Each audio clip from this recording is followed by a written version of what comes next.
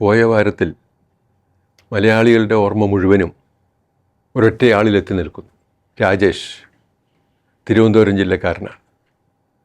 പക്ഷേ വെള്ളപ്പൊക്കം ഉണ്ടായപ്പോൾ കണ്ണൂരിൽ രക്ഷപ്പെടാൻ കഴിയാതെ ബുദ്ധിമുട്ടിയ ഒരു കർഷകനെ രക്ഷിക്കാൻ സ്വന്തം ലൈഫ് ജാക്കറ്റ് എടുത്ത് അയാൾക്ക് കൊടുത്ത് ആ കർഷകനെ രക്ഷപ്പെടുത്തി. പക്ഷെ അതിനിടയിൽ അദ്ദേഹം ഒഴുക്കിൽപ്പെട്ടു പോകുന്നു. ആ കുത്തൊഴുക്കിൽ ജീവിതം അവസാനിപ്പിക്കേണ്ടി വന്ന രാജേഷ് എന്ന് പറയുന്ന 36 വയസ്സുള്ള ചെറുപ്പക്കാരൻ്റെ ഓർമ്മകൾ ഒരു കാലത്തും ആയില്ല മലയാളിയുടെ മനസ്സിൽ നിന്നു. അങ്ങനെ ഒരു ഭാഗത്ത് സ്വന്തം ജീവൻ പോലും ബലി കഴിച്ച് വെള്ളപ്പൊക്കത്തിൻ്റെ കെടുതികളെ നേരിടാൻ, അതിൽ ബുദ്ധിമുട്ടുന്ന മനുഷ്യനെ രക്ഷിക്കാൻ, അവന് ആകാൻ ശ്രമിക്കുമ്പോൾ മറുപുറത്ത് ഇതെല്ലാം ഉത്തരവാദിത്തത്തോടെ ചെയ്യേണ്ട ഗവൺമെൻറ് ചില സമയങ്ങളിലെങ്കിലും നിസ്സംഗമായി നിൽക്കുന്നു നമ്മൾ കാണും. സ്ഥിരം പരിപാടികളൊക്കെ ഉണ്ട്, സംശയവുമില്ല. ക്യാമ്പുകൾ തുറക്കുന്നു. ഇപ്പോൾ സംഭവിച്ച വെള്ളപ്പൊക്കം 2018 സാമ്യങ്ങളൊന്നും അതിനില്ല.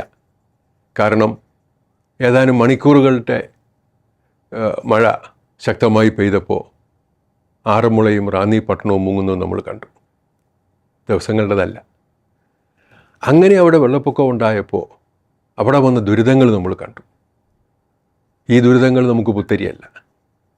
പക്ഷേ ഇതിനെ നേരിടുന്നതിന് 2018 പാഠം നമ്മുടെ മുന്നിലുള്ളപ്പോൾ അതിനെ നേരിടുന്നതിനുള്ള സംവിധാനങ്ങൾ കൊണ്ടുവരാൻ എന്തെല്ലാം ആക്ഷേപങ്ങളും പരാതികളും വരുന്നു ക്യാമ്പുകളിൽ നിന്ന്. വീട് നഷ്ടപ്പെട്ടവർ, തൊഴിലിടങ്ങൾ നഷ്ടപ്പെട്ടവർ, അങ്ങനെയുള്ളവരെ പുനരധിവസിപ്പിച്ചിരിക്കുന്ന ക്യാമ്പുകളിൽ സമയത്ത് ഭക്ഷണം കിട്ടുന്നില്ലെന്നല്ല, ഭക്ഷണമേ കിട്ടാത്ത സ്ഥിതി ഉണ്ടാകുന്നു. ഒരു ദിവസം വൈകിട്ട് എവിടെ നിന്നോ മേടിച്ചുകൊണ്ട് വന്ന പഴവും ബ്രെഡും കൊടുക്കും. പിറ്റേന്ന് രാവിലെ ഭക്ഷണം ഉണ്ടാക്കാനുള്ള സാധനങ്ങളില്ല, നിങ്ങൾ അടുത്ത ക്യാമ്പിലേക്ക് പോകാൻ പറയുന്നു. ലക്ഷക്കണക്കിന് ആളുകൾ ഇതുപോലെ പുനരധിവസിപ്പിക്കേണ്ടി വന്ന 2018 ഇത്തരം ഒരു സംഭവം ഉണ്ടായിട്ടില്ല. ഞാനൊരു ഗവൺമെൻറ്റിനെ കുറ്റം പറയാൻ ശ്രമിക്കുകയല്ല, മറിച്ച് മുൻകരുതലുകൾ വേണ്ടേ? ഇത്തരം കാര്യങ്ങൾ വന്നാൽ അതിൻ്റെ ഒരു ഉത്തരവാദിത്വം ആർക്കെങ്കിലും വേണ്ടേ? ഉത്തരവാദി ആവേണ്ട ആൾ മുഖ്യമന്ത്രിയാണ്. ആ മുഖ്യമന്ത്രിയുടെ അന്നത്തെ പരിപാടികൾ എന്തെല്ലാമാണെന്ന് നമുക്കൊന്ന് നോക്കാം.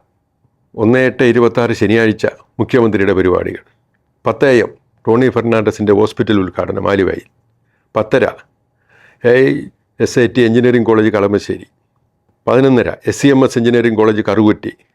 2 PM Faisal Wafaqi Thangals residence Ponnani. 3:30 conclave AMCT college Kuttippuram.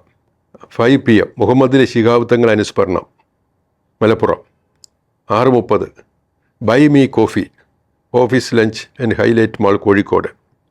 വൈകുന്നേരം സ്റ്റേ അറ്റ് ദേശം. മുഖ്യമന്ത്രി ഇങ്ങനത്തെ പരിപാടികൾ പങ്കെടുക്കരുതെന്ന് നമ്മൾ പറയുന്നില്ല. മുഖ്യമന്ത്രിക്ക് സ്വാഭാവികമായി നിരവധി പരിപാടികളുണ്ടാവും.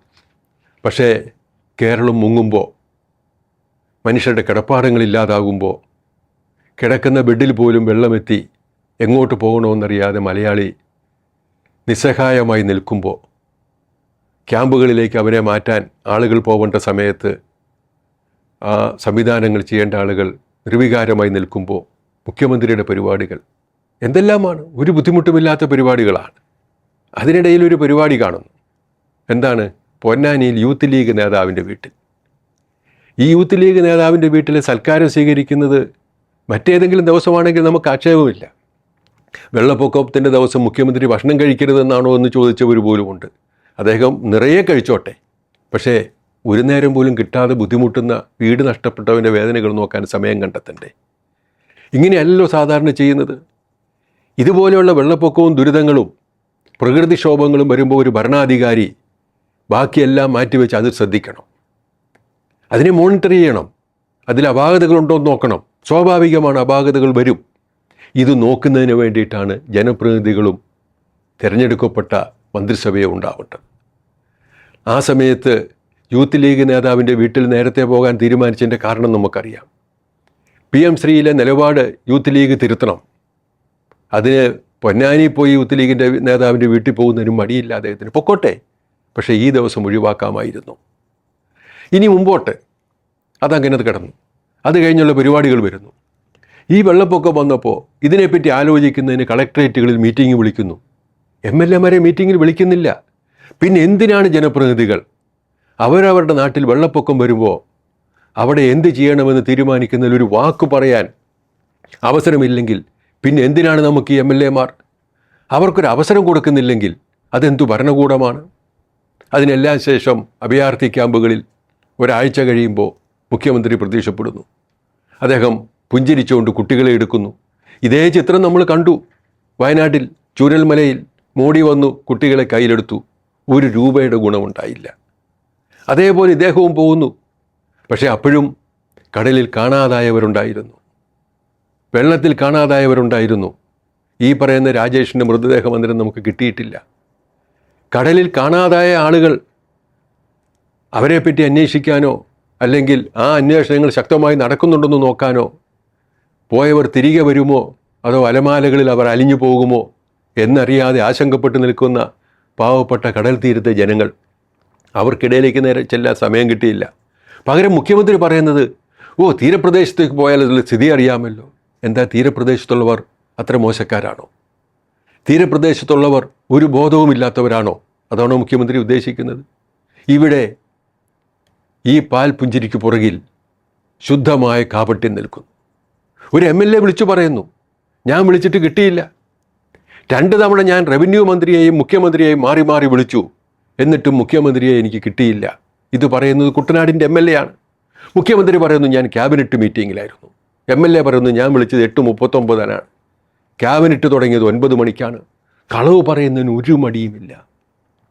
തോട്ടപ്പള്ളി സ്പിൽവേ അത് മുഴുവനും തുറന്നിരുന്നെങ്കിൽ, എല്ലാ ഷട്ടറുകളും തുറന്നിരുന്നെങ്കിൽ കുട്ടനാട് ഇത്രയേറെ അപകടത്തിലാകുമായിരുന്നില്ല എന്ന് MLA വിളിച്ചു പറയുന്നു. എന്തെല്ലാമാണ് നമ്മുടെ നാട്ടിൽ സംഭവിച്ചുകൊണ്ടിരിക്കുന്നത്? എത്രയോ അനുഭവങ്ങൾ നമുക്കുണ്ട്. ഈ മുഖ്യമന്ത്രി എന്തുകൊണ്ടാണ് ഇങ്ങനെയായിത്തീരുന്നത്? കാപട്യത്തിൻ്റെ ആ പൊയ്മുഖം അത് കൊഴിഞ്ഞു വീഴാൻ ഇനി അധിക നേരമുണ്ടാവില്ല. ഇനി കേന്ദ്രത്തിലേക്ക് നോക്കിയാൽ അവിടെ ഒരു പേര് നമ്മൾ കാണും, ബങ്കിപ്പൂർ. ബങ്കിപ്പൂർ ബീഹാറിലാണ്. അവിടെ ഉപതെരഞ്ഞെടുപ്പ് നടക്കുന്നു. ആ ഉപതെരഞ്ഞെടുപ്പിൽ BJPയുടെ ഇപ്പോഴത്തെ ദേശീയ അധ്യക്ഷൻ രാജിവെച്ച സീറ്റിൽ BJP പരാജയപ്പെടുന്നു. കഴിഞ്ഞ 30 വർഷമായി BJP ജയിച്ച നിയോജക മണ്ഡലമാണ്. എന്നു മാത്രമല്ല ബങ്കിപ്പൂരിൻ്റെ പ്രത്യേകത, അത് ഒരു അർബൻ മണ്ഡലമാണ്. BJPക്ക് എപ്പോഴും ബലമുള്ള, മുന്നോക്ക ഹിന്ദു വോട്ട് അധികമുള്ള, അങ്ങനെ പറയേണ്ടി വന്നിരുന്നതിൽ സങ്കടമുണ്ട്, എന്നാലും ആ വോട്ട് അധികമുള്ള ഒരു മണ്ഡലം. അവിടെയാണ് കഴിഞ്ഞ തവണ എല്ലാ സീറ്റിലും മത്സരിപ്പിച്ച് കെട്ടിവെച്ച പൈസ പോയ ഒരു പാർട്ടി, പ്രശാന്ത് കിഷോറിൻ്റെ പാർട്ടി. അവർ മത്സരിക്കുന്നു, പ്രശാന്ത് കിഷോർ നേരിട്ട് മത്സരിക്കുന്നു. BJP സ്ഥാനാർത്ഥി 30,000-ലേറെ വോട്ടുകൾക്ക് പരാജയപ്പെടുന്നു.